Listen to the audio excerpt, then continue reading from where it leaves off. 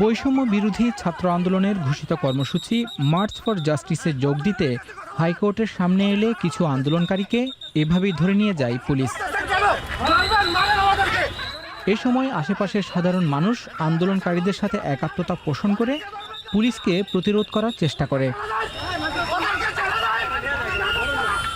হাইকোর্টের সামনে আন্দোলনকারীদের পুলিশ বাধা দেওয়ার চেষ্টা করলে এক পর্যায়ে কোর্ট থেকে আইনজীবীরা রাস্তায় নেমে আসে এবং আন্দোলনকারীদের সাথে স্লোগান দিতে থাকে। ন্যায় বিচারের প্রয়োজনে দাবিতে তারা এখানে এসেছিল এবং সেখানে প্রথমে 5 জন ছাত্রকে তুলে নিয়ে যাওয়া হয় প্রিজন ভ্যানে। সে খবর শুনে আমরা আইনজীবীরা ভিতর থেকে এসেছি তাদের সাথে এখানে একত্রতা জানাতে।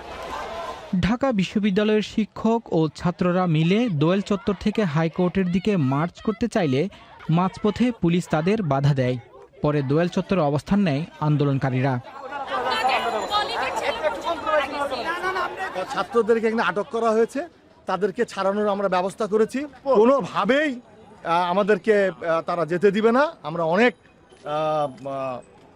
অনুরোধ করেছি, আমরা অনেক যুক্তি দিয়ে কথা বলেছি। তাদের কথা হলো আমরা যেতে পারবো না, কোনোভাবেই এখান থেকে যেতে পারবো না। এই যে একটা ফিয়ার ক্রিয়েট করা এবং হচ্ছে আমাদেরকে জড়ো হতে না দেওয়াটা, এই জড়ো হতে না দেওয়ার সমস্যাটা আমরা মনে করি যে মানে একটা ভয়ের বহিঃপ্রকাশ। আমাদের দাবি তো ন্যায়সঙ্গত দাবি, আমরা তো এখানে আন্দোলন করতে এসেছি, আমরা তো এখানে চালাওপড়া করতে আসিনি। তারপরে আমাদের এই ভয় পাওয়ার দাবিটা, আমাদেরকে দাবি কথা বলতে না দেওয়ার যে ব্যাপারটা, সেই ব্যাপারটাতে আমরা অনেক বেশি অসন্তুষ্ট। আমাদের ভাইদের যাদেরকে নিয়ে যাওয়া হয়েছে, আটক করা হয়েছে, তাদের মুক্তির জন্য আজকে আমাদের দাবি। যাদেরকে মেরে ফেলা হয়েছে তাদের মৃত্যুর বিচার আমরা চাই। এটা হচ্ছে আজকে আমাদের দাবি, জাস্টিস। এদিকে বরিশালেও পিস ফর জাস্টিস কর্মসূচি পালন করতে রাস্তায় নেমেছিল শিক্ষার্থীরা। বুধবার বেলা 11টার দিকে বামপন্থী ছাত্র সংগঠন সমাজতান্ত্রিক ছাত্র ফ্রন্ট ও বরিশাল ব্রজমোহন কলেজের শিক্ষার্থীরা সদর রোডের দিকে যাওয়ার সময় পুলিশ সেখানে বাধা দেয়। এ সময় বিক্ষোভকারীদের সাথে ধাওয়া পাল্টা ধাওয়া হয় তাদের।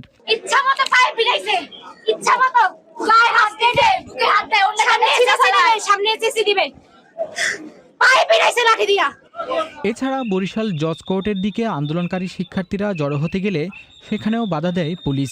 এই দুই ঘটনায় অন্তত 10 থেকে 15 জন আহত হয়েছে। মার্চ ফর জাস্টিস কর্মসূচির অংশ হিসেবে বুধবার সকাল 10টা থেকে চট্টগ্রামে বিক্ষোভ করেছে শিক্ষার্থীরা।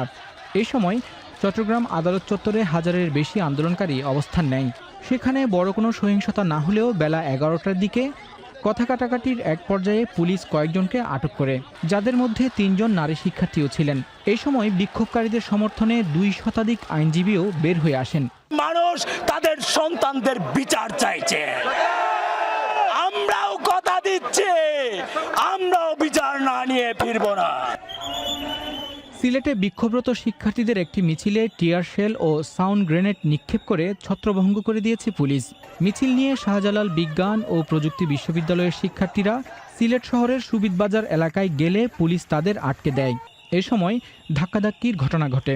এক পর্যায়ে মিছিলকারীরা বাধা উপেক্ষা করে অগ্রসর হতে থাকলে পুলিশ টিয়ার শেল এবং সাউন্ড গ্রেনেড ব্যবহার করে তাদের ছত্রভঙ্গ করে দেয়। আমরা বিচার চাই কেন আমাদের ছাত্রদেরকে চোর ডাকাতের মতো মেসে মেসে হানা দিয়ে ঘরের দরজা লাথি মেরে ভেঙে রাতের বেলা তাদেরকে ধরে নিয়ে আসতেছে? এটা কি ফিলিস্তিন? এটা কি ইসরায়েলের আক্রমণ? বাংলাদেশের আইন শৃঙ্খলা বাহিনী কি ইসরায়েলের দোসর? কোটা আন্দোলন ঘিরে মার্চ ফর জাস্টিস কর্মসূচির অংশ হিসেবে বিক্ষোভ মিছিল করেছে জাহাঙ্গীরনগর বিশ্ববিদ্যালয়ের শিক্ষার্থীরা। এই সময় গ্রেফতারকৃত সকল শিক্ষার্থীদের নিঃশর্ত মুক্তির দাবিতে গণস্বাক্ষর কর্মসূচি পালন করে তারা।